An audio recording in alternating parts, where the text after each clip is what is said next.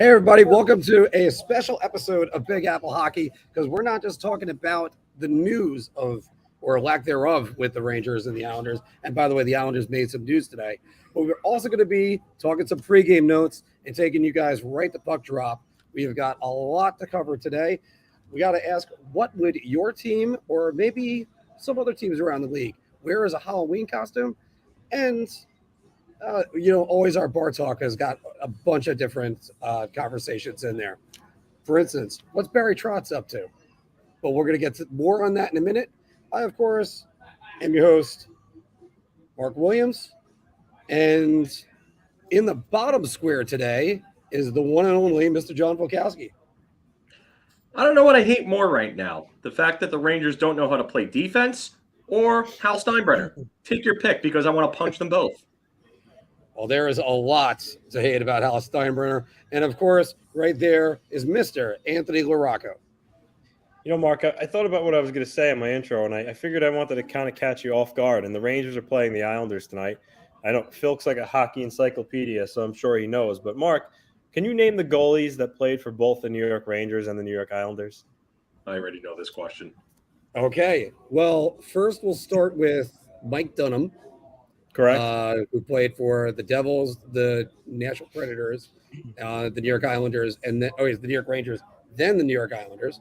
Then it is Kevin Weeks, Correct. Who played for the Islanders, then the Devils, then and then of course the Rangers, and who was the starting goalie before Henrik Lundqvist on opening night. And lastly is a very great New York Ranger, John Van Beesbroek, who won the Vezina, played for the Islanders one season, and finished his career as a New Jersey Devil. You're forgetting a couple. Yeah. Oh, wait, I'm forgetting a couple? Mark, who was the first one you said? Who was the first one you said, Mark? Mike Dunham. Mike Dunham. Oh, God, Dunham. Yeah, Mike Dunham. You're missing two important ones. One is a champion, and the other is well, actually, I'll give it away if I say that. Don't. Let me think about this. I gave away one of them already, so I'm not going to give away the other. Oh my goodness! I can't believe one of them is slipping my mind. I'll give you a hint. One of them. Well, yeah. I mean, Phil probably give it away, but one of them played for the Islanders in '93. He was their starting goaltender. Glenn Healy? Yes. Oh wait! How did you not forget? How did you forget that one yet? No, actually, do you know what the worst part is? I'm thinking all three guys. I'm not just thinking about the Rangers, or I'm thinking Rangers, Islanders, Devils. So it's terrible. And just to get it rolling, who was the fourth one? Or the last one? Our former guest, Marty Biron, guy. Wait. Yeah, because again, I'm thinking Rangers, Islanders, Devils. Marty Biron, a great guest. He was actually our first guest, by the way. There's another one. He fought Rick DiPietro in a preseason game. Dan Cloutier. No, Al Montoya. Al Montoya. Yeah. But did Al Montoya ever play an actual game for the Rangers? I don't think. I don't. I know he played preseason, but I don't know if he ever got in with the Rangers during the regular season. But correct me if I'm wrong. Isn't Steve Alacette one that's played for both the Rangers? Steve Alacette is one. And the Islanders? Yeah. He is. So, I mean, there's still Montoya does not count. He did not play in a regular season game for the Rangers. Okay. Yeah. It's preseason. And stop me if you heard this one. Disappointing Rangers first-round draft pick, because that's all over the place. And if you saw my tweet about it, it's even more that we get on there. But, guys, we're going to start off today with the fact that the New York Rangers are playing the New York Islanders tonight. By the way, I'm in timeout in Hicksville right now.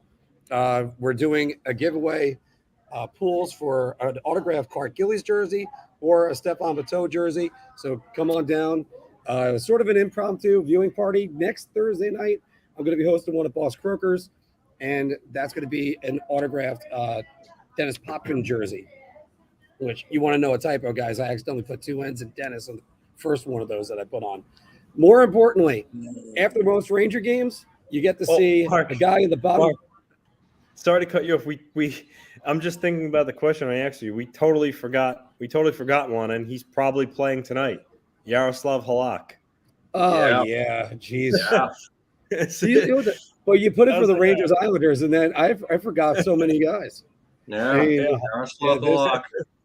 I don't know. I feel like I want to forget about him right now with his first 2 starts as a Ranger. More on Yaroslav Halak in a moment. But of course, like I said before, you get the final buzzer with that man in the bottom box, Mr. John Polkowski.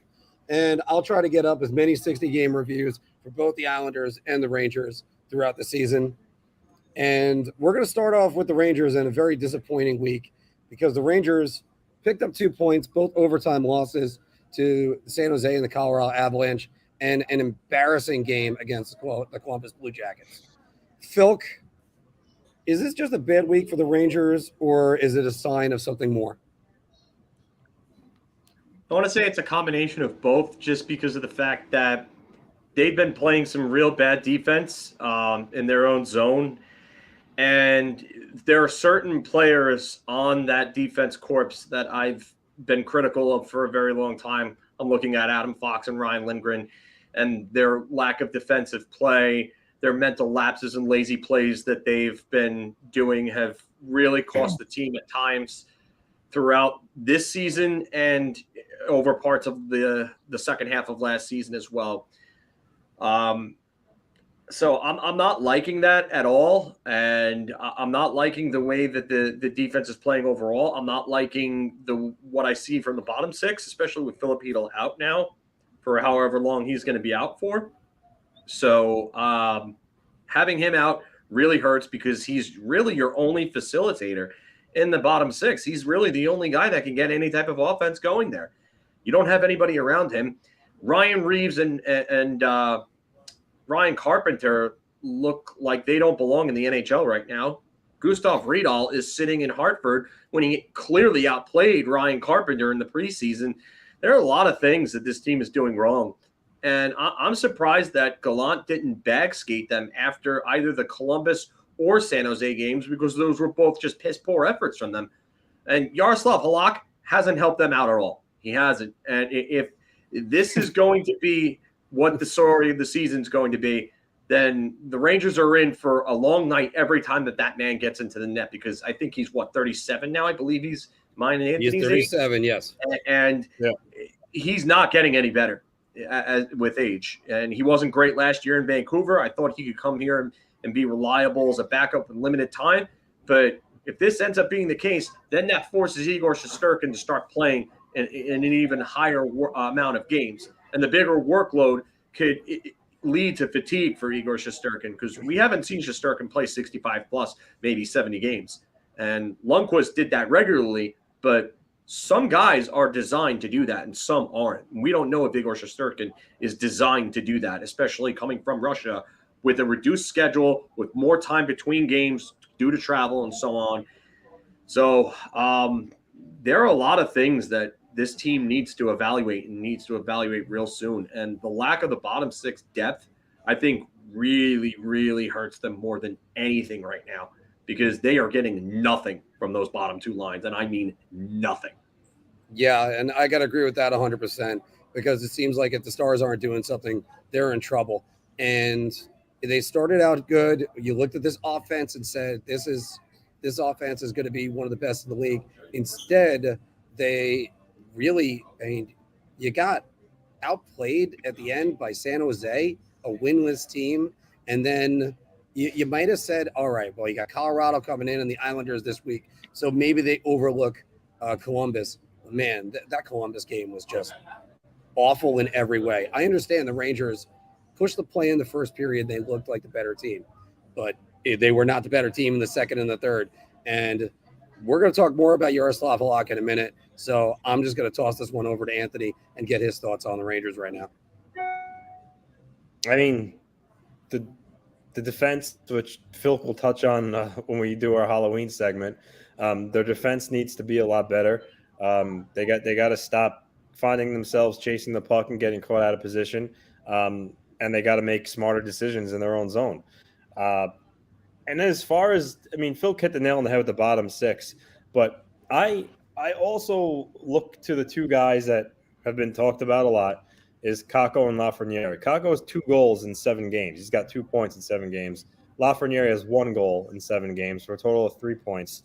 Those guys have to, and we've said it, last summer, they have to become players that the Rangers can rely on every single night to take the pressure off Artemi Panarin and Mika Zibanejad, Chris Kreider, because like you said, when those guys, sometimes they're going to have cold nights where they're not going to get anything.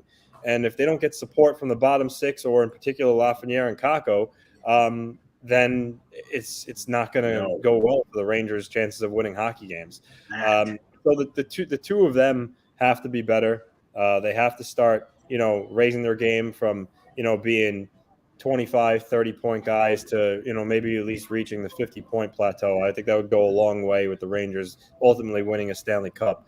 But they have to be better, and the Rangers just have to be better in front of Igor Shesterkin. You can't really expect him to literally have to stand on his head every single night. I mean, it seemed like he did it last season.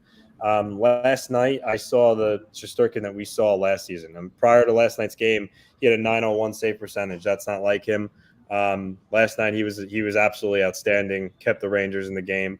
And that's the play you like to see your goalie give you. But at the same time, you don't want to have to rely on it every single night. So they just have to tighten up in front of him defensively and just get some more goal scoring throughout their lineup. But listen, every team goes through a stretch. Is it better to get it out early in the season? They dropped 3 in a row. Work it out now rather than happening it later. But I'm not really concerned about it, though, to be honest with you. I think they'll be fine.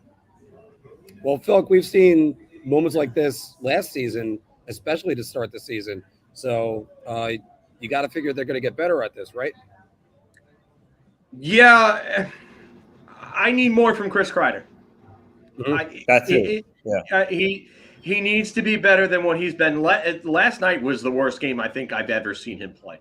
I don't know what he was doing last night. I don't know if he was skating with his head up his you-know-what, but Chris Kreider was not playing well at all. And he, aside from maybe one game, he has not been really all that good this year. And the biggest thing that I've always said that has plagued Chris Kreider's career has been inconsistency from game to game. And for a guy that wants the captaincy, you cannot have that. You cannot have him going out there looking aloof, looking almost to the point of disinterest out there the way that he's played. It's pathetic. You want the captaincy? This is why you didn't get it.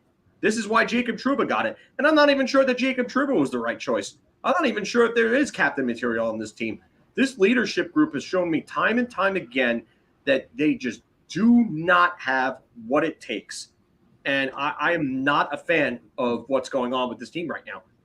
You know what? It shouldn't take Gerard Gallant to have to bag skate these guys for them to get their stuff in order. It's embarrassing. And the effort against San Jose was pathetic. Was absolutely pathetic. Sammy Blais took that one dumb penalty early on, which killed their momentum. And then after that, San Jose took the game back after that power play goal. And that was it. And it was their game after that. And that's pathetic.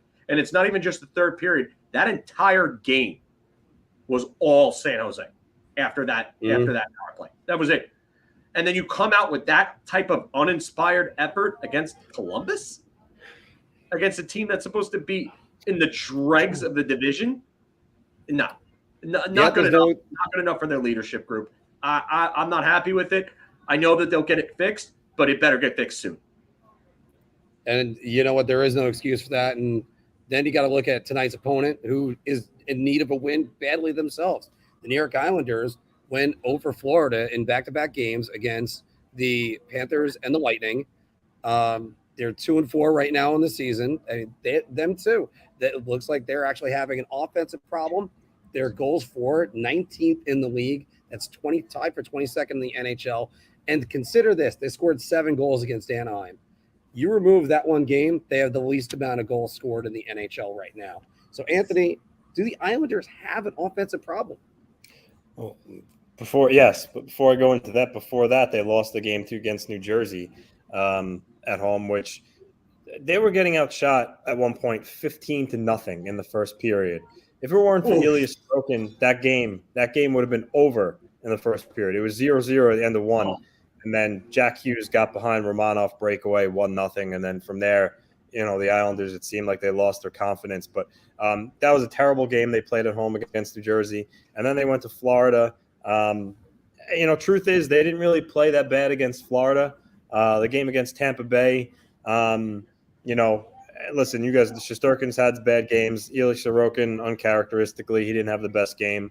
And they lost that one too. But, overall, yeah, it goes back to scoring. Kyle Palmieri, six games played, one assist. I mean, you gotta be better than that, especially if you're going to be playing on the top line with Matt Barzal. If you're playing on the third line, maybe he'll give you a little bit of a pass. But first line with Barzal, you have 1 point, completely unacceptable. And actually, they're trying a different experiment. They're finally putting Oliver Wahlstrom with Matt Barzal tonight, so I'm looking forward to see that and how that goes. And, who would have thought, hey, your most skilled player or your best shooter? It's about time you try it. So we'll see how that goes. Josh Bailey's going to be on the other side of that line. And, him too, he's got no points. He has yet to register a single point, does Josh Bailey. It really the lack of scoring. But listen, was anyone surprised? Lou Lamoriello, definition of insanity, brought back the same group. So, at this point, it is what it is. Andrews Lee's going. Oliver Wahlstrom's playing well. Matt Barzal doesn't have a goal, but he's got 6 points in 6 games. So it's the usual suspects are really carrying the load. Even Brock Nelson, him too. He does not have a goal, but he as well has 6 points in those 6 games. So, point per game. But, yeah, you would like to see him score a goal. But those guys aren't the problem. It's the Anthony Beauvillier who only has 3 points, and Kyle Palmieri and Josh Bailey and Jean-Gabriel Pageau. Those guys need to chip in more offensively for the Islanders to have success. It's just what it is. What you're going to get from Sorokin night in, night out. And their defense, for the most part, plays really well, but they need to score more goals. And listen, at 2-4, you're not at the point yet where you're worrying and you're saying, season's over. But at the same time, the Metro is going to be competitive. The teams in the Atlantic are better. They have to start winning some games, and they got a tough stretch here. The Rangers, the Hurricanes, the Avalanche. They could realistically be looking at 2-7 at the end of this. And I was called a bad fan because I even suggested that on the Islanders group where there are a bunch of homers. And I didn't say they're definitely going to lose. I said there's a possibility of it, but no one wants to hear that. But it's just the truth of reality. So realistically, they need to win, bare bones, at least one of these games. Perfect world, they win 2 out of the next 3. But they need to start getting some wins and scoring some goals. So hopefully we're in for a good game tonight. Both teams have dropped 3 in a row. So we'll see what happens. Well, Anthony, you took the words right out of my mouth because the question I was going to ask you and Filk is this is a statement week for the New York Islanders that they have to host the New York Rangers, go to Carolina, and then play and then host Colorado, in fact, on a back-to-back. I mean, how critical, Filk, are these games right now for the New York Islanders? They're down there in the standings. And as we were talking about before with the question of do the Islanders have an offensive problem, I was going to pose the question to Anthony and ask him whether or not he thinks that this is a matter of just not having the weapons, or is this a transition to a new coach?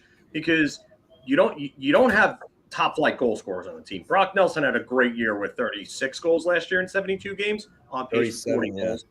Yeah, but I mean, are you expecting that again from him? I mean, I'm not expecting 50 again from Chris Kreider. So I think you're looking at 2 players with career years that are probably never going to be replicated like that again. But you've got Oliver Wahlstrom, who looks really good so far. Barzal, for all his flaws with goal scoring, has 6 points in 6 games. That's what you want to see. But how much of this is the adjustment to Lane Lambert and the loosening of the reins, and how much of this can be contributed to the fact that they just don't have finishers on this team? And that to me is the big question about the Islanders. You took away a Hall of Fame coach and you replaced him with this protege. And now the adjustment period is kind of going underway. As we saw last year, it took a bit of time to adjust to Gallant with the Rangers, but they also had major problems with depth at the right wing on 5-on-5, and that caused a lot of their 5-on-5 and even strength problems. So I'm wondering if this is the same thing for the Islanders, because if it is, this might be a rough stretch, and they could find themselves out of it before we know it if they don't get their problems fixed. I mean, Lou Lamoriello might need to break his rules a little bit and get on the horn earlier than he normally would, and start looking to bring in some firepower. Yeah, I agree with you. I think part of it is the transition to Lambert's system for sure. I mean, there's definitely some kinks you got to work out and subtle changes they made. Because you could already tell they do try to play at more pace and push the play. So I think, they're still adjusting, but at the end of the day, they still don't have the right pieces in place as far as, goal scoring. And I'll say it again, when you have Zach Parise and Kyle Palmieri playing on the top line with your, franchise player, that's not good. And Marc stepped away for a minute. So I'm happy that I'm happy they're making the adjustment and they're trying Wallstrom with Barzal tonight. We'll see how it goes, but Filk, you're right. They need to get more goal scoring, and I don't know what Lou could do about it right now. A lot of teams this early in the year aren't really really necessarily looking to make a big deal. But honestly, it really couldn't hurt to call up Vancouver, who are 0-5-2, and the fans are burning that city down with frustration, throwing jerseys on the ice, and see if there's a hockey deal you could be made. I mean, I don't know. Obviously, guys like Elias Pettersson and JT Miller, who just signed an extension, aren't going anywhere. But maybe do you make a call on Brock Besser or Connor Garland? I mean, I don't know, but I'm just outside of that. I don't know how many teams are really looking to shake things up this early. So. We'll see. Back in 2013, Garth Snow made that trade with Vanek on October 27th. So, I mean, there deals like that are possible. We just don't see him a whole lot. So, I don't know. I would like to see it. I'm just not holding my breath that Lou is actively looking. So, we'll see. Yeah, I honestly, I think the Islanders need to go make a move sooner than later. And I think we're getting Marc back here in a second. Actually, he said that he was having some connectivity trouble. But here we go. Yeah, there we go. He's back now. I would like to think that's the case, but I think it's more simply that it's not really prime to only carry 6D. I think they want to recall Robin Salo, who shouldn't have been sent down in the first place. So. By waiving Kiefer Bellows, it gives them the roster space to bring Salo back up and have 7D. So I think that was the driving force behind this move. But I mean, stranger things are happening. But I bet dollars to donuts after Bellows clears tomorrow, you'll see that Robin Salo has been recalled. Yeah, and again, everybody, thanks for sticking with us through that technical difficulties, because now we have to talk about tonight's game and how the New York Rangers are playing the New York Islanders tonight. Filk, I'll go to you first. Who needs to step up more for their teams tonight? Well, I'll tell you right now, Chris Kreider's got to be the one to step up for the Rangers tonight. They need an effort from him. The Islanders have some very good shutdown defensemen. You look at the two Ps, Pelech and Pulock, and then Scott Mayfield, big guys, mobile guys who can skate, and they're very good in their own ends. So this is going to be a game where Chris Kreider really needs to step his game up tonight. Anthony talked about Lafreniere and Kakko before. I definitely want to see something from the two of them tonight as well. Adam Fox needs to have a Norris type game tonight. He needs to have another game where he looks strong at both ends and leads the charge. Because Yar Halak's in, and Yar Halak has shown the Rangers so far that he can't really be trusted. For the Islanders, I would say you're probably looking at somebody like Brock Nelson to score a goal, or Kyle Palmieri really to kind of get off the schneid and start putting up some points and start doing something. You're not getting anything from Zach Parise anymore. Zach Parise is a lost cause. I don't know why he's playing in the Islanders' top six or any reason. It's madness to me. I don't understand it. I never will. But Kyle Palmieri still should have life on his career, and there's no reason why the Islanders can't get more from a guy like him, especially with the AAV he's making and what he was brought in to be, which was a finisher. So I would say Kyle Palmieri for the Islanders. I got to say, echo you right there, Phil. This isn't 2012. What is Zach Parise doing in the top six? Anthony, go ahead. Yeah, I mean, Parise, listen, I like him as a player. You know, he still hustles and he's Everybody likes him. Yeah, but he's not a top line player anymore. And honestly, I think getting what they get from him last year, 15 goals, 14 goals. I mean, that was icing on the cake. Have him do that again, I don't know. But anyway, I'm going to go for the Islanders. I'm going to go Brock Nelson. I mentioned before, he's got the points. He's got the 6 points in 6 games, but he's one of their best goal scorers. He needs to get on the board with a goal, start feeling some confidence again, shooting the puck.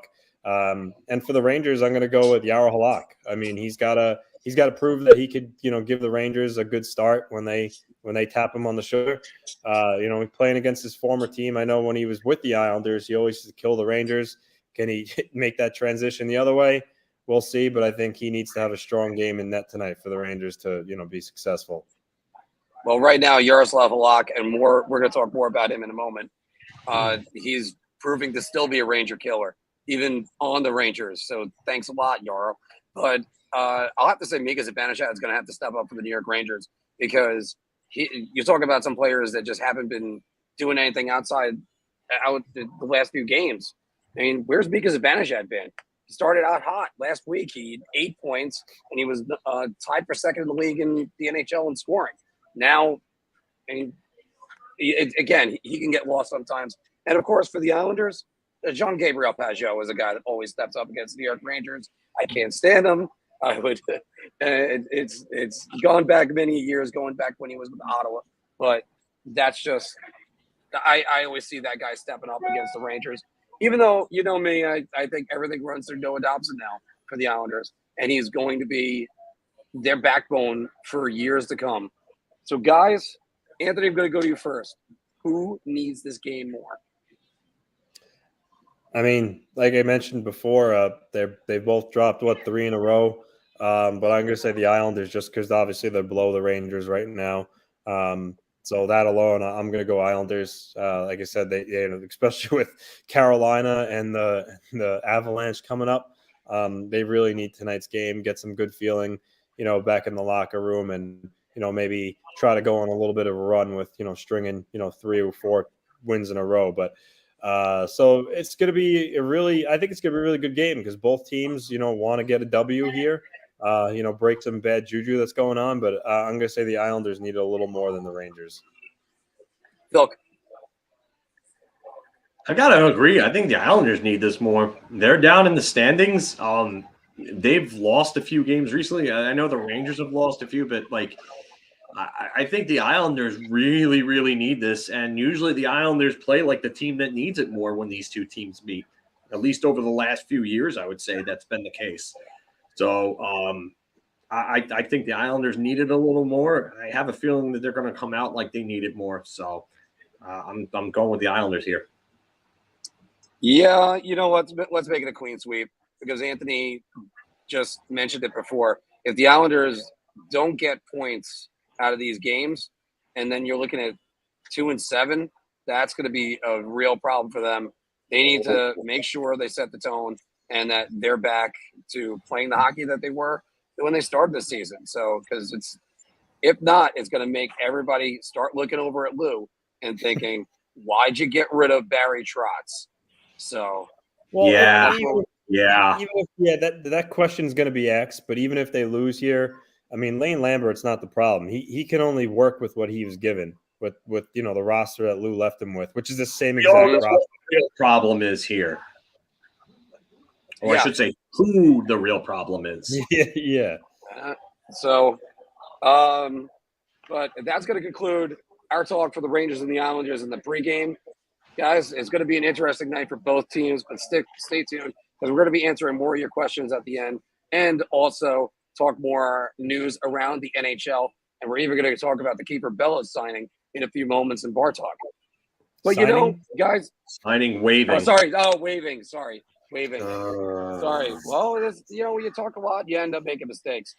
My parents made a mistake a long time ago with bad day. So, but guys, next week is Halloween.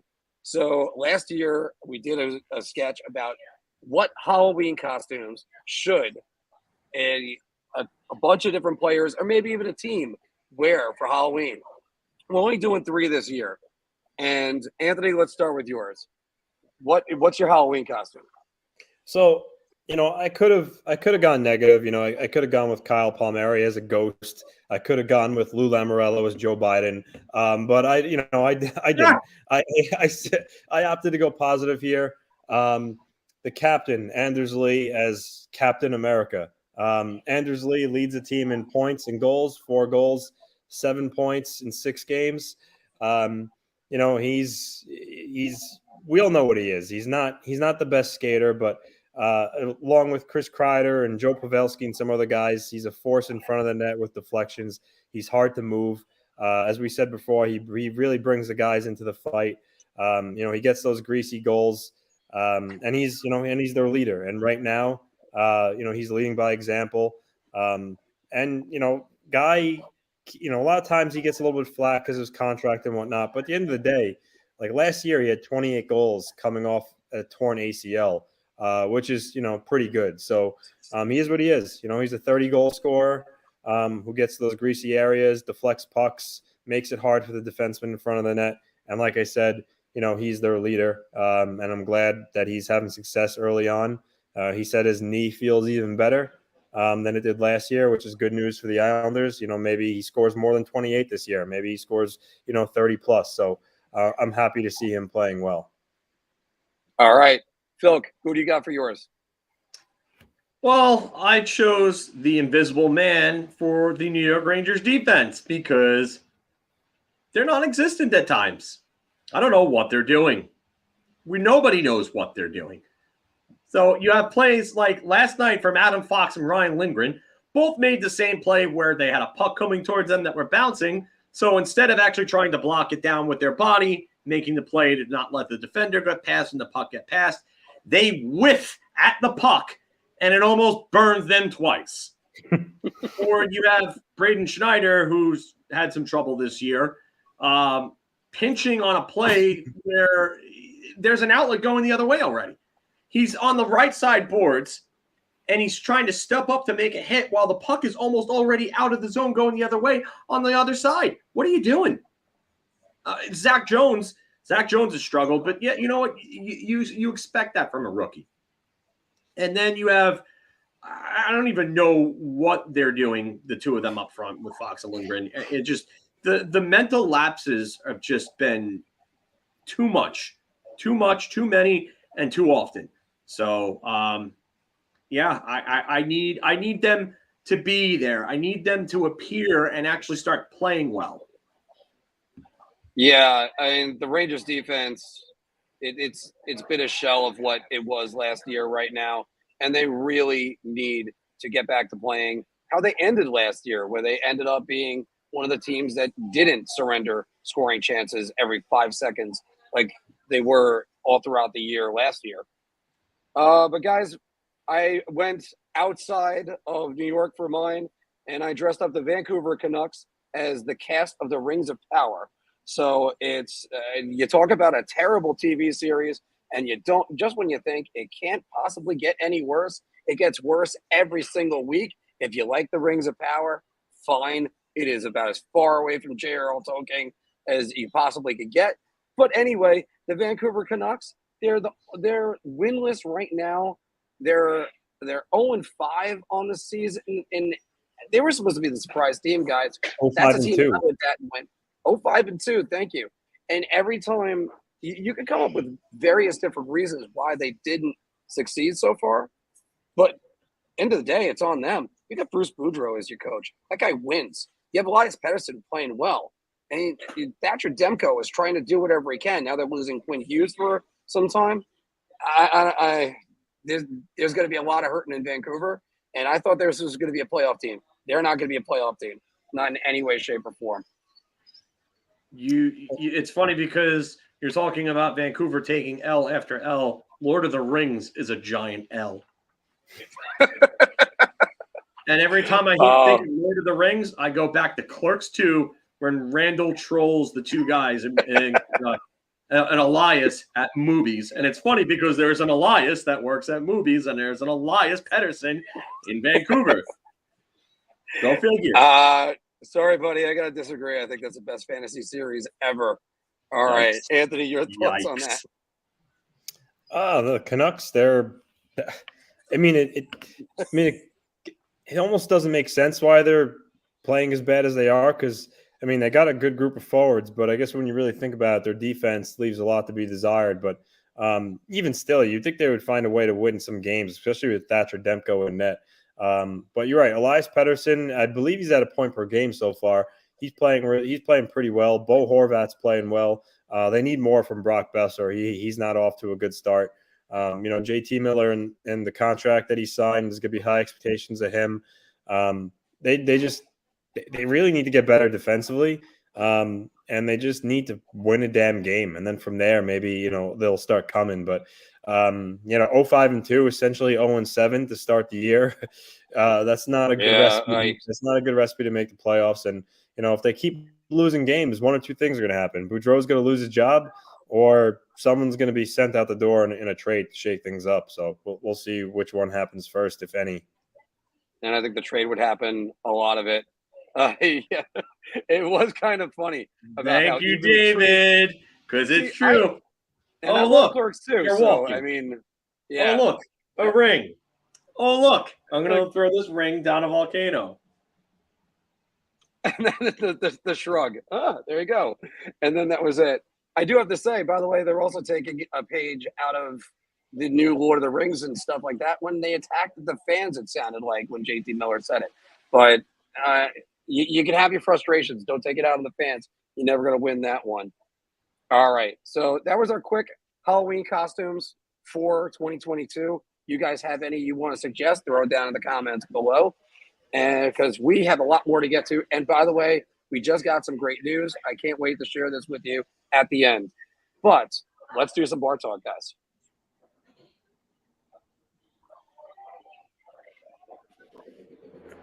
Shot. This is the easiest I've ever to answer. I'm going to say beer. I can't even begin to describe. I'm actually going to go crazy. I'm going to buy everybody around on this one. Well, everybody, welcome back to Big Apple Hockey's Bar Talk, where we are gauging our We're gauging our confidence on NHL topics based on our choice of drink. Sorry, my brain and mouth were not in sync for a moment. Play along down the comments below. Mark drunk. No, actually, not drinking right now. But anyway, you're so confident you're going to buy everybody around, or you're not really confident. No, I'll just take a shot, or just so you want a beer. And here's one. I can't wait to ask Mr. Fulkowski about this one. But the Rangers made a mistake by bringing in Yaroslav Halak. The only reason why I'm going to say beer, it's because it's early, and he's only had 2 starts. But he has not looked good so far. And he's 37 years old, so his best years are well behind him. And there were other goaltenders you probably could have gotten for his AAV or even cheaper. So, Charlie Lindgren, you could have brought in Ryan's brother. Could have brought him in. He would have been a good backup. So I'm going to say beer right now. I'm going to go beer as well, only because not only is he a veteran, he's a pro, but he does have, in my opinion, the best goalie coach in the NHL. Anthony, you can also say your guy, Mitch Korn, who's the director of goaltending for the Islanders. Benoit Allaire is going to work with him and hopefully get him better and get him back to the player that he was, which was just a reliable, steady goalie. Hopefully this isn't going to be a tremendous mistake. Filk, I look at that second goal Sunday night, and it was the most deflating goal. It hit him in the right arm and went in under his left armpit. Any goalie will look at you and just be like, what? That's what you let in? And then they had Alexander Georgiev in this week, and somehow he didn't let up one of his Georgiev goals. So, and there was lots of those. Anthony? Beer, it's 2 starts in, but an 852 save percentage is not the way you want to make a new impression on your team on your first 2 games you start for him. Like Filk said, he's 37 years old. He's not really going to get any better at this point.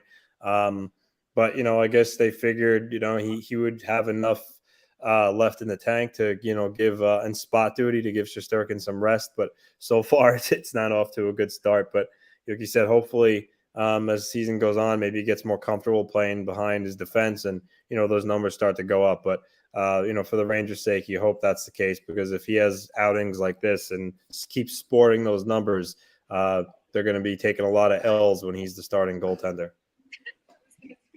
Anthony, I mistakenly said the wrong thing earlier, but the Islanders, of course, waived Kiefer Bellows today.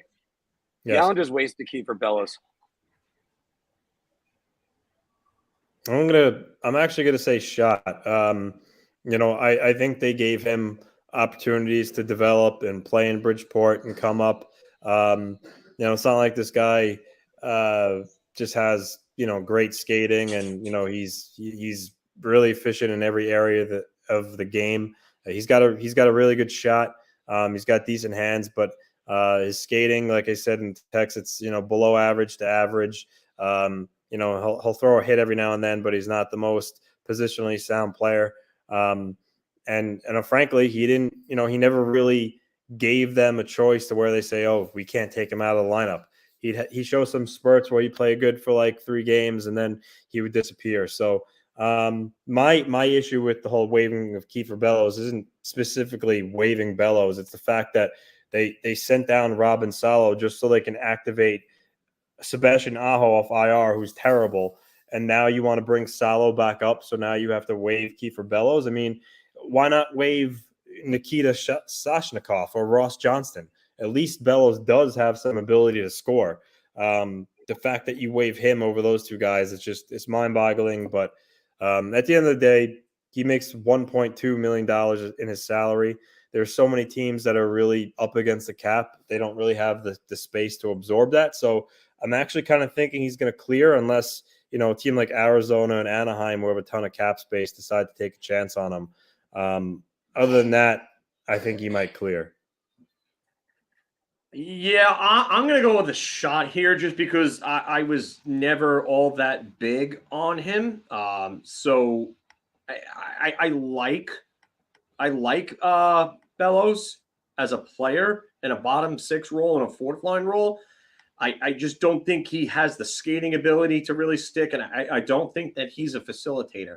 And I remember when he first came up a few years back, and I told you that he would need to be more of a guy that could actually drive offense and be able to pass the puck more, because his numbers in Bridgeport were very, very lopsided. It looked like he could have won a Cy Young with those numbers. You know how pitchers have like 21 wins and like 7 losses or something like that. Yeah. That's what he had that one year in Bridgeport. And I just don't think that. I mean, they took a mid-round pick in him in 2016. And you know what? He ended up not panning out. I think it's more on him than it is the organization itself. But I don't think the asset management has been great. But they definitely did not waste him. So I'm actually going to say shot there. But I'm going to move on with Marc having more connectivity issues. So we'll just kind of go on here. Ottawa's Josh Norris could miss the rest of the season. I heard he could be out for anywhere from 4+ months, they're saying, I think. So, he could possibly miss the rest of the NHL season. With that said, Ottawa losing Josh Norris significantly hurts their playoff chances. Anthony. I mean, I'm gonna go round. I know they do have a lot of talent elsewhere in their top 6, but I mean, Josh Norris was one of their top centers, if not their top center. So him being out puts a hole in that lineup. Shane Pinto will have to play up, which, by the way, is on fire. He scored again the other night, so he's playing really well. Franklin Square native. Yeah. Drake Batherson has 9 points in 6 games, so he's really playing well, just like he did last year before he got hurt. So they do have those other pieces in the lineup, but the center is the most important position in the lineup, really. And, he really drives offense. He's not a guy that's just a scorer. He can create offense on his own. So they're going to miss him for sure. So I'm going round.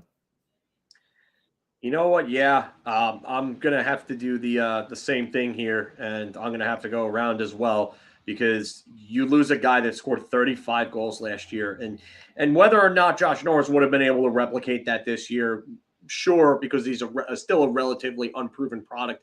You can debate that. That's fine. I would completely understand and accept any type of debate in regard to that, but you're losing a top young talent like that. That's a top 6 talent on a team like Ottawa, where they're trying to come up. They're trying to take that next step towards being a legitimate contender. And this is just not what you want to see, especially with Claude Giroux. Yeah, you love the acquisitions of Giroux and DeBrincat, but the defense still is a question mark. They still need help. They're a work in progress. Your goaltending is okay. It's not great. Nothing to write home about, but it'll keep you in most games, I would say, I guess. So losing a guy like Norris really, really hurts, especially in a division that could end up being pretty strong, even with teams like Tampa and Florida both taking a step back, and Toronto doing who the hell knows what in net over there. So, I'm going to buy around on this. We're going to move on from that one. Brad Marchand's recovery is ahead of schedule, so we might see the NHL's top pest back sooner than later. With that said, Boston will win the Atlantic Division. There you go, Mark. Hey, Marc's back. You just in time. You missed the Ottawa losing Josh Norris hurts their playoff chances. So and the Kiefer Bellows one too, and the Kiefer Bellows one as well. Yeah. We'll just go right ahead with Josh Norris, and I'm gonna go with a shot on that one, or no, beer. We'll go with beer. The reason why, sorry, I'm a little bit flustered because I can't believe I got kicked off the Wi-Fi yet again. I'm just gonna do the rest of the show on my phone. So it's Norris is a huge piece for them, but right now Ottawa needs a lot of other people to step up. The real problem is their goaltending. They have not gotten good goaltending out of Forsberg, and Cam Talbot is still out for a short amount of time. So, but going to this one, Boston will win the Atlantic. Right now, 6-1, they've already started themselves up really good. Jim Montgomery's doing a great job. I was not a believer in him. And, they might be getting Marchand back. He said he might play as early as tomorrow night. Unfortunately, the league stopped it with the team, said, no, you're not. Yeah. I heard they said that he'll probably play before Thanksgiving, but getting him back would be a huge boost. I'm surprised, it's still early. It could go the other way, but I wasn't high on Boston at all. I thought they were going to really struggle, take a step back. They're proving me wrong right now, but I'll go beer. Like I said, there's still a lot of time left. I still think Florida is a strong contender to win it. Even though Tampa Bay is 3-4, I still think Tampa Bay could easily win the division too. So I'll go beer, but the Bruins are definitely off to a hot start, and they're playing really well. Yeah, I'm going to say beer only because it's possible. I don't see it happening. The other thing, and I think, did we lose? Oh, no. Okay. Marc's with us Just now. switching, guys. Switching. All right. So the other thing is, while they're looking to get Brad Marchand back, I don't know what the exact time frame is on Charlie McAvoy, but that's going to be a huge boost too. And this Bruins roster is actually producing quite well. David Pastrnak right now leads the NHL in scoring with 12 points. He's got 5 goals and 12 points. I think he might even pay the man that money. Pay that man. Yeah, you're going to have to pay that man that money is right. A little Teddy KGB reference. Pay that man his money. From Rounders, for anybody who's a fan of it. But David Krejci, the comeback story of the year, 8 points in 7 games. Patrice Bergeron, 7 points in 7 games. Oh, who are we talking about recently? Taylor Hall. Taylor Hall has 6 points and 4 goals in 7 games. AJ Greer, out of nowhere, 3 goals, 5 points in 2 games. Jake DeBrusk has 5 points in 6 games. 5 points in 6 games for AJ Greer. But and then Hampus Lindholm even has 5 points in 7 games for them. So Boston's getting a lot of production, and they're getting it above stature for a lot of players, above station, and it's coming from all over the team. So if this keeps up, yeah, maybe Boston does have a legitimate shot at winning that division. Anthony, I actually can't do any of the banners right now because I'm. I got him, Mark. I got him. So, all right. So we're good on that one. So we're going to move on. Barry Trotz said that he's not ready to return yet to coaching, but an original 6 team would intrigue him. Those teams always intrigue you. So, with that said, Barry Trotz will coach an original 6 team. I'll go to the man on the bottom. I'm gonna buy everybody around on this, and I think it's going to happen. It's not going to be sooner than later. There's only 2 choices really that I could go to, and that's the Maple Leafs and the Rangers. And as our friend of the show, Statboy Steven, has brought up, Gerard Gallant has never been at the same place 3 years in a row. I like Turk. I wish he stays. Let's just get that one straight. But things can happen, and as long as you got a big fish like Barry Trotz out there, you don't know. And I can imagine the Toronto Maple Leafs reaching out to him if things don't go well at Sheldon Keefe. Yeah, I'm going to step in here, and I'm going to buy around because I think he ends up in Toronto. And I think it's after this season ends. I think Barry Trotz is already resigned to taking this season off. He's got money. He's got time. He could retire right now if he wanted to. He'd still go down as one of the, I would say that the 10 to 15 greatest coaches of all time. And there's just no doubt about it. But I think that Toronto is going to offer him a Brinks truck. And they're going to have bills with his face on them on top of the actual bills. Because they're going to sell him that he could be the savior of a city that hasn't won in over half a century. Just remember that. They broke the Rangers streak of 54 years without a Stanley Cup. They passed that. So if you're Barry Trotz, you can go there, whip those guys into shape, and you have all that talent. It's got to be a pretty attractive offer, especially if the money is where I think it's going to be. I'm gonna go round just because I am that confident that Toronto's gonna get ousted in the first round again, and then Trotz is gonna then take the job in Toronto, and I'm gonna be sick to my stomach about it. But I think it's gonna happen. Yeah, I am definitely with you on all that.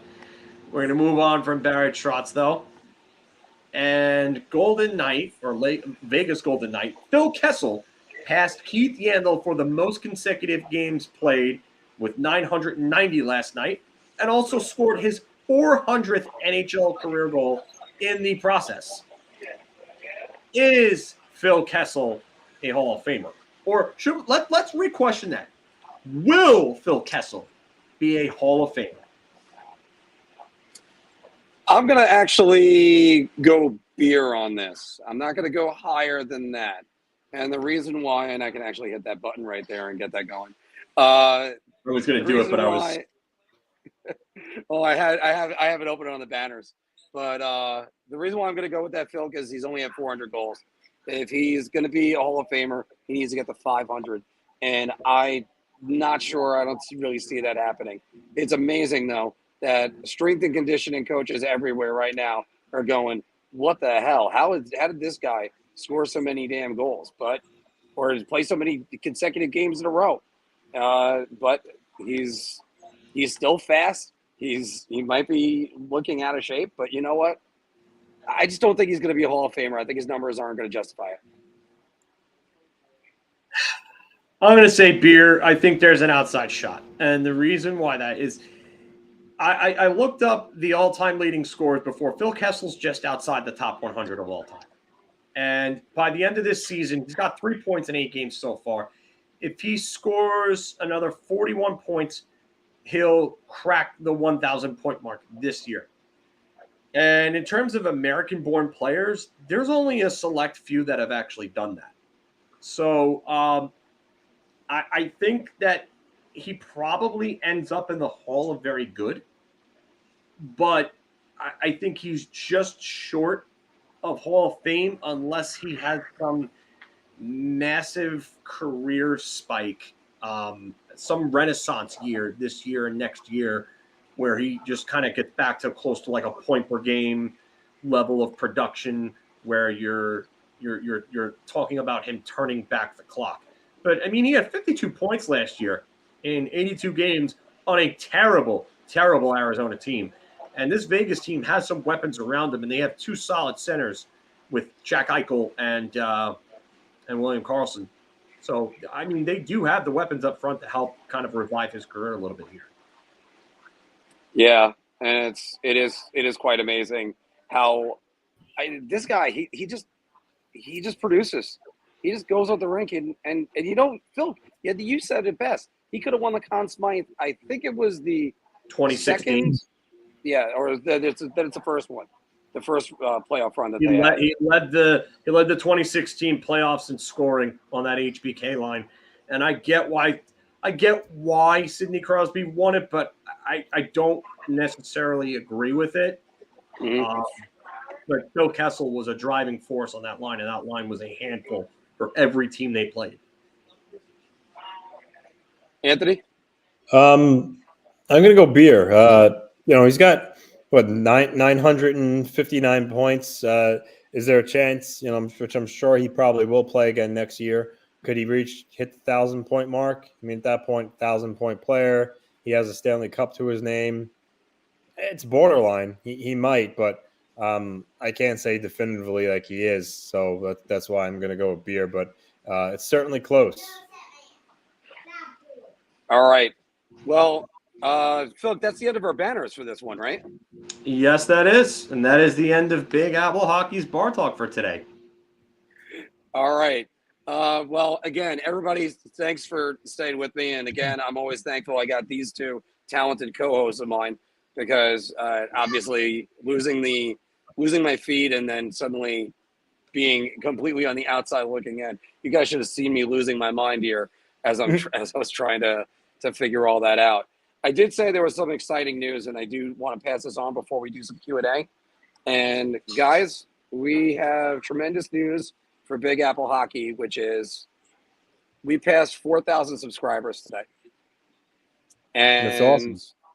Yeah, it was a long time ago, almost 2 years in February that we had it was in January. I made the phone call to Filk, and that's what started this up.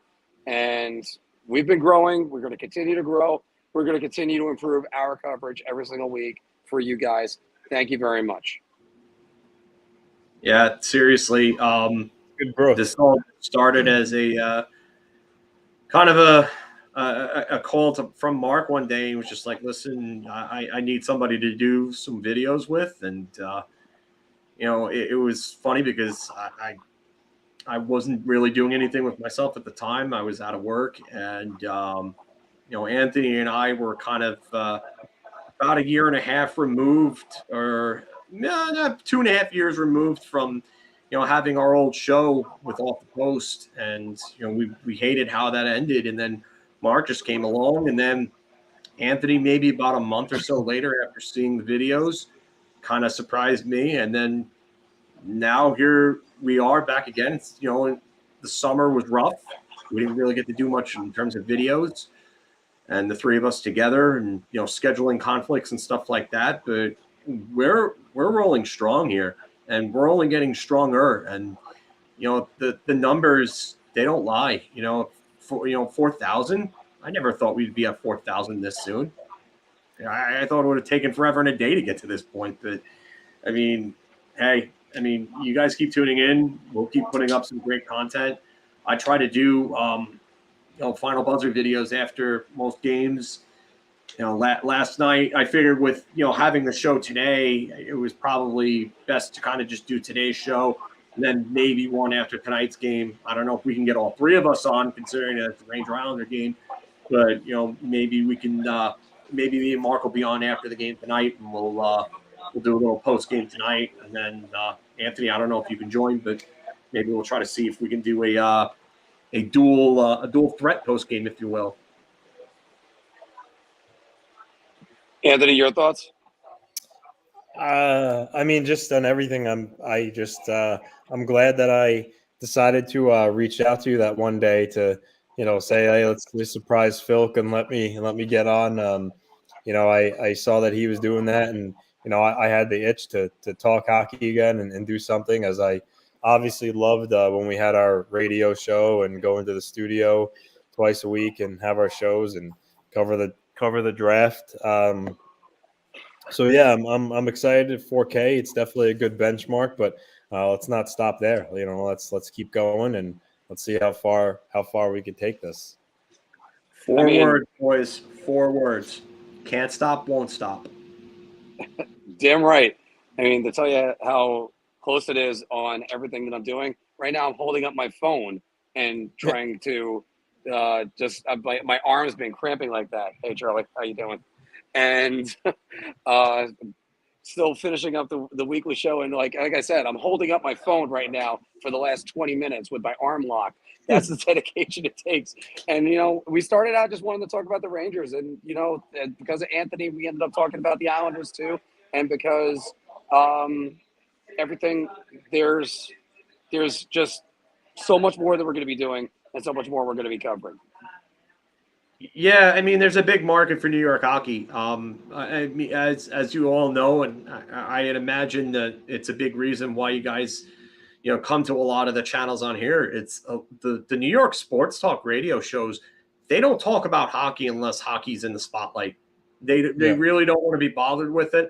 A lot of their analysts and personalities really don't even know hockey that well. And I'm not trying to take shots at anybody. I respect everybody in the radio industry and the the broadcast analyst industry and whatnot. But there are just a lot of analysts that don't really pay attention to this sport because it's not like the other three in terms of popularity. And I get it, I understand it, but we are your fix, and we are where we want you to be, where you come to for hockey news and hockey talk. And this is why we're as interactive as we are, because we're fans too. At the end of the day, we're 3 fans that just wanted to talk hockey, and we completely understand that there's a very, very, very limited market for hockey talk like this, in-depth hockey talk. Like what are you getting on ESPN radio with hockey outside of a Rangers broadcast or WFAN? You're getting what, a 5-minute mention of it once every hour, if that? Depends on who. If they have special guests. The only one that'll talk about it. Yeah, Boomer Esiason's the only one that'll mention it, and his co-hosts troll the crap out of him when he says it. Yeah.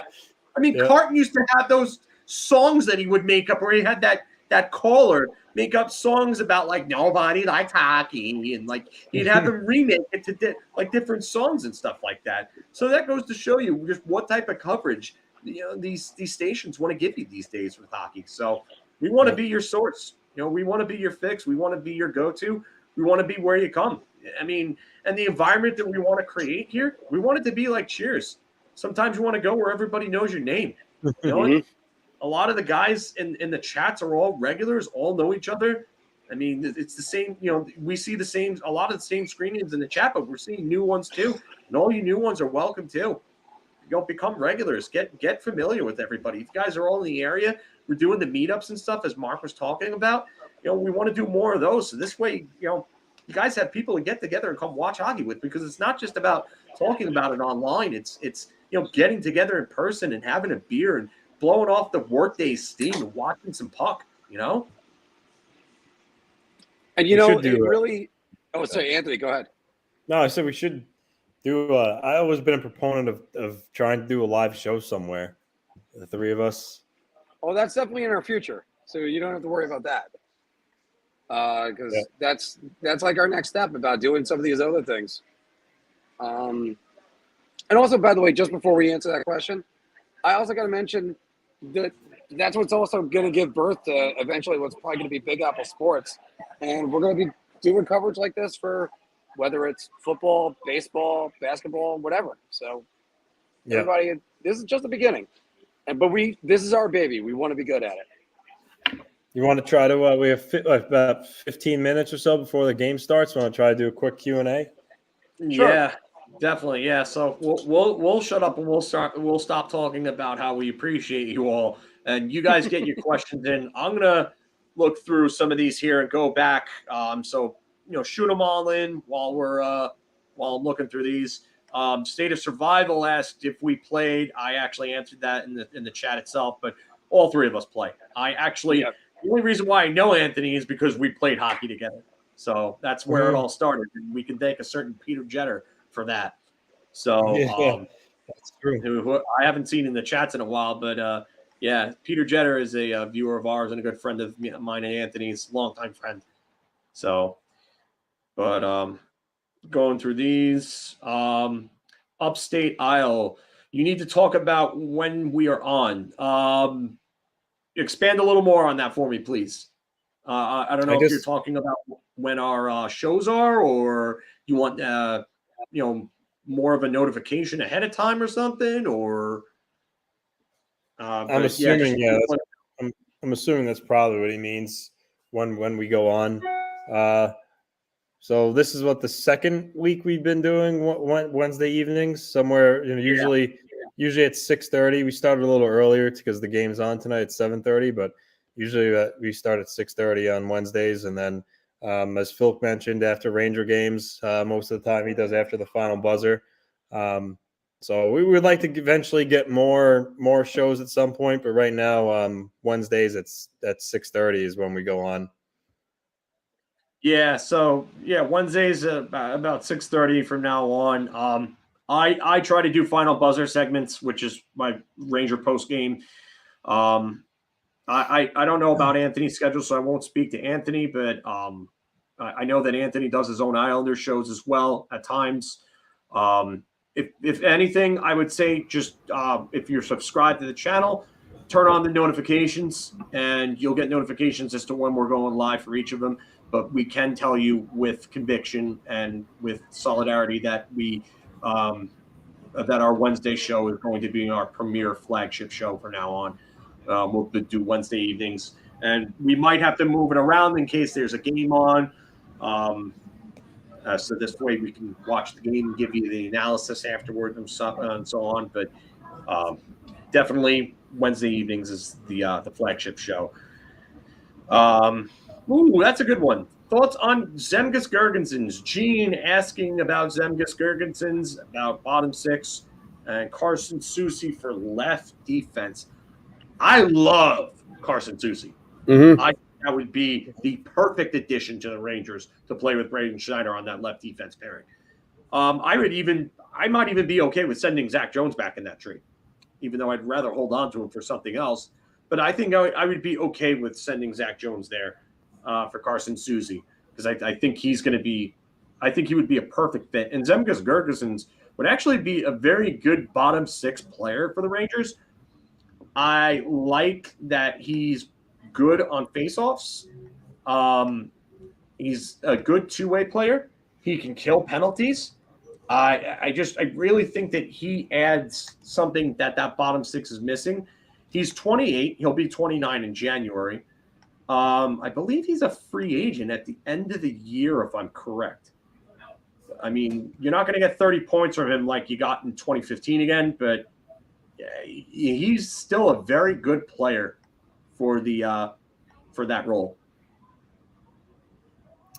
I think especially when you start asking the questions, is Filipino really Filipino? Is the guy that we saw in the playoffs, is he going to be the right guy for this team going forward? Or was it just a Sean Bergenheim postseason, if you will, that he ended up getting a big contract after that? We're going to see about that. And if it's injuries are going to stop Filipino from progressing, then you're going to have to move on, especially with him being a restricted free agent at the end of the year. Cash is going to get tight, and we all know Lafreniere isn't going anywhere, and neither is Keandre Miller. So Girgensons might end up being there. Yeah, Girgensons. Well, I wanted to get to one right before that one, but Girgensons is making actually $2.2 million. He's a UFA at the end of the year, and I also wanted to thank Brody for that. We definitely appreciate that. Thank you so much. And you've been one of our regulars since the very, very beginning. Mm-hmm. So we definitely appreciate that as well. So thank you. Thank all of you that have been in here. Davey is another one who's been here from almost the very beginning. Mikey BX, the other Mike that's usually in here. Mike Bergen's another one that's been with us a very long time. I can go on naming Gene, AZ, another one, been here for a very long time. But thank all of you for being there from the start. We appreciate it. And Filk, I got to mention this just because it's still one of the best moments when we did our first ever live stream. That guy too. When we did our first ever live stream and we're doing Bar Talk, and it was Anthony answering about Colorado and Minnesota in a playoff series, and that's when I got the news about John Davidson getting fired, and it was a what? And that was oh my god, that was ridiculous. and I still laugh. I love seeing it just from the video of me looking down at my screen, going, "Wait, what? They fired everybody except for Quinn?" And then at the end of it, after our reactions and Anthony laughing the entire time. Well, Anthony's laugh was probably the best part about it. I just remember me going, "What?" And then I was like, "You got to be kidding me!" And Anthony is just sitting there laughing because he's just befuddled at the fact that somehow David Quinn survived that, but yet everybody else was cleaned house in the middle of the year like that. Oh my god! And then at the end of it, you turned around, Filk, and went, "Wait." Because Anthony says, "Do we finish this question?" All right, no, yeah, we're just selling. Let's go to this.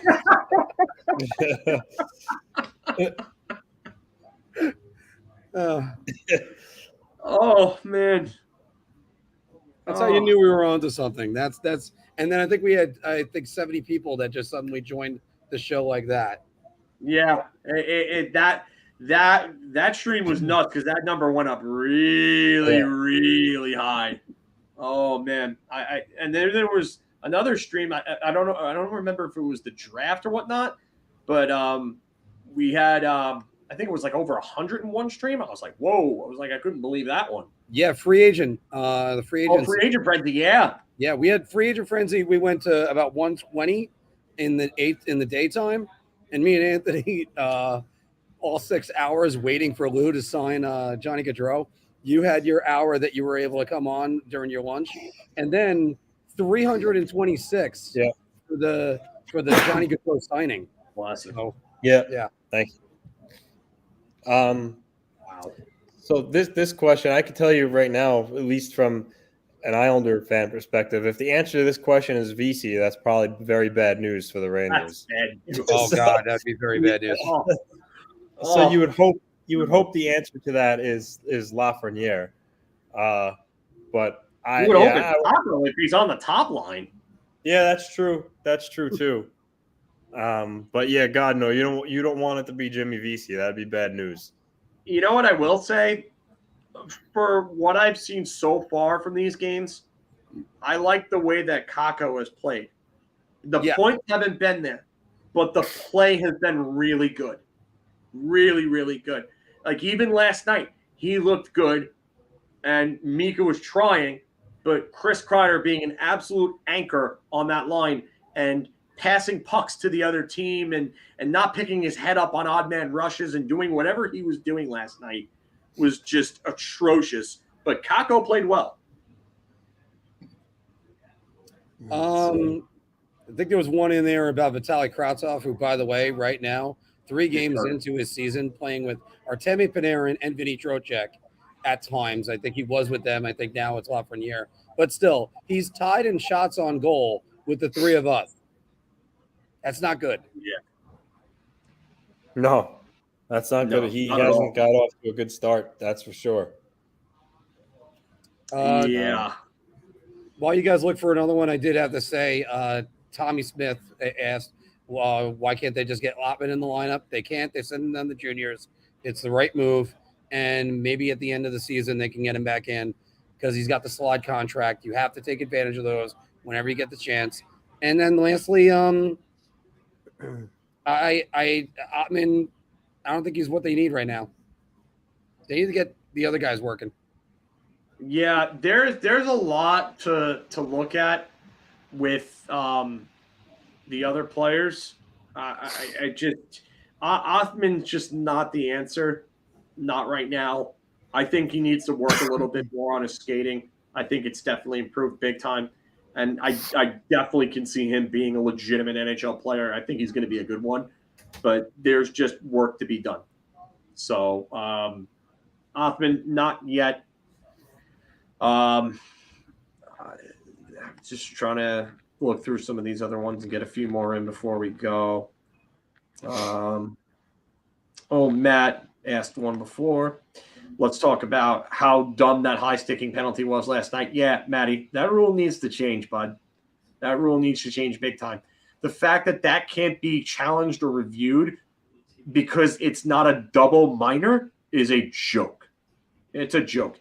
Imagine having the technology to correct something like that and then not using it because of bylaws. What ass backwards world are we living in? Gary's NHL, people. Gary's NHL. Just remember them. They need to make all those calls reviewable in case if you want to make it a more stricter penalty or a less stricter penalty. Like or no penalty at all. And what about that one, Filk? They can lower it, but then they can last year's rule, they can lower it down to a minor, but they couldn't waive it off. Yeah.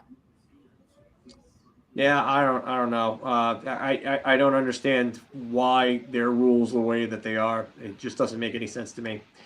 State of Survival asks, when do we think the Rangers give up on Kakko and Lafreniere? It's gonna be a while. Yeah, I think it's going to be a while too. Definitely not Lafreniere. Sooner than Lafreniere, but I think if Kakko continues to play like this on that line, I think the points will eventually come.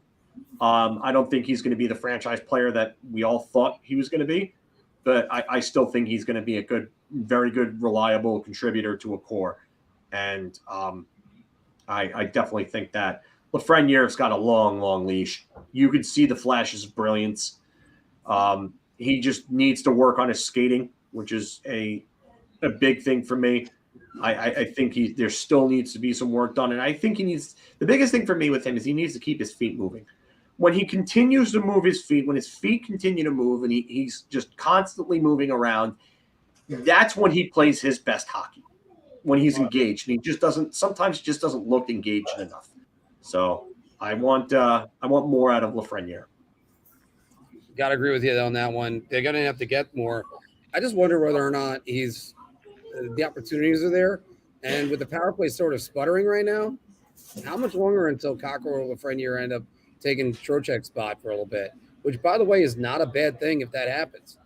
No. Go ahead, Phil. No, go ahead. You weren't finished. I was going to say, Vinny Trocheck, great player, but you know what? You're not here to be the Ryan Strome 2.0. You got to let these kids grow. Time to take the training wheels off. What? Yeah, I totally agree. I definitely these guys need to be, and I always say this, they need to be in positions where you can optimize their development, their strengths, and they're not put into positions to optimize those.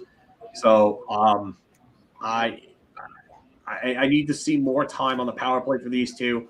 If you're expecting them to put up 60-plus points just at even strength and top 6 minutes at even strength, you're not going to get that because it's not realistic at this point. It's not. Could it be one day? Possibly. Yeah. But even then, a lot of these guys that you see that are putting up big numbers, you're playing 3+ minutes a game on a power play.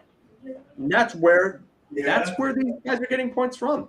I'm not saying that Connor McDavid is just a power play muncher or something like that. No, that's not the case. It's just that it helps towards getting the big numbers that you're looking at. So, going through some more of these. Yeah, we'll probably do about one or two more, and then we'll break because we're going to be having everything start in about a few minutes. David asks, Dave, how text me about that. I'll tell you how. The way we'll do it, the way we're doing it at the meetups, everybody, is if you, I'll do a pool, football style, 25-man pool. You get 4 sets of numbers because you get 2 numbers in each box. It's shots on goal plus the goals. That gets you your numbers. So that's what we're trying to get on that right now. Dave, I'll text you about it the rest of the way. Tom asks a good question here. How long does Halak last before Garand is a real consideration as backup? I don't think Garand is getting a call anytime this season.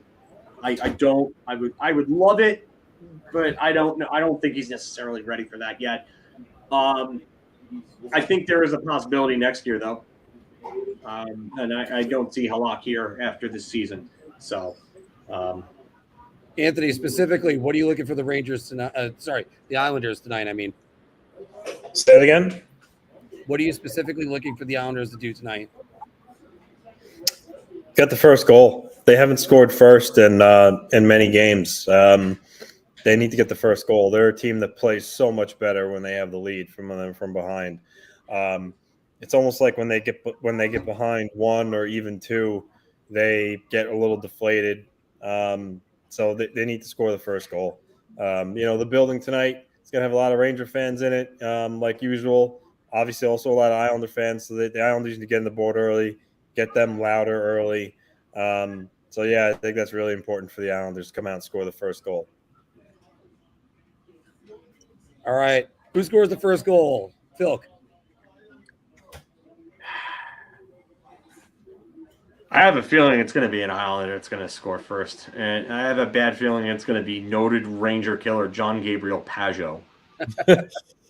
Oh, my God. My nightmare begins. Anthony, who scores first? And by the way, David Wood asked this question. How many goals would Ovi have if he didn't play power play? That's real easy. All you have to do is just do the math. It's 496. Wow. I'll do what they usually do in the broadcast. I'll give you 1 Ranger, 1 Islander. For the Rangers, I'll go Chris Kreider. If it's the Islanders, I'm going to go Noah Dobson. Phil, who's your Ranger then? I'm going to go totally off the board and say someone like Jimmy Vesey. All right.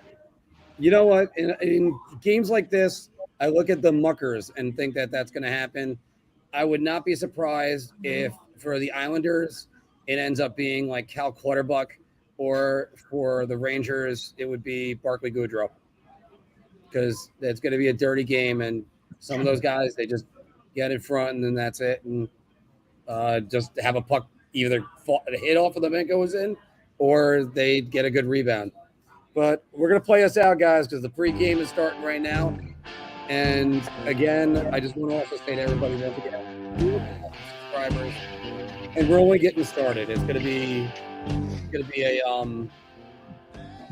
it's been a hell of a journey so far. So last word from these two guys. Filk. Again, thank you all for coming along for this ride. It's been awesome. And seeing the new names in the chat is definitely a sign of the growth, as well as the subscriber count. But thank you all, and let's go Rangers. Yeah, have a good night. Watch the game. Hopefully it's a good one, and let's go Islanders. All right. So you got it right here. Hopefully we'll be talking to you guys afterwards. Hopefully it's as many of us as we can.